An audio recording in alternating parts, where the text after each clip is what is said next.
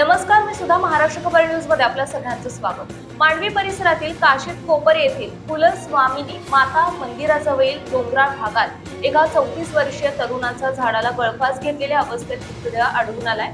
पण सर्वात मोठी आणि थक्क करणारी गोष्ट म्हणजे हा संपूर्ण प्रकार एका तरुणाने केलेल्या मोबाईलच्या झूममुळे उघडकीस आलाय। सकाळी 9:30च्या सुमारास दक्षा पाटील हा 25 वर्षांचा तरुण या मंदिर परिसरात फोटोशूट करत होता। फोटो काढत असताना त्याने सहज डोंगराळ भागाकडे आपल्या मोबाईलचा कॅमेरा झूम केला। त्यावेळी त्याला झाडाला एका व्यक्तीचा मृतदेह लटकलेल्या अवस्थेत दिसून आला। दक्षने वेळ न घालवता तातडीने याची माहिती मांडवी पोलिसांना दिली।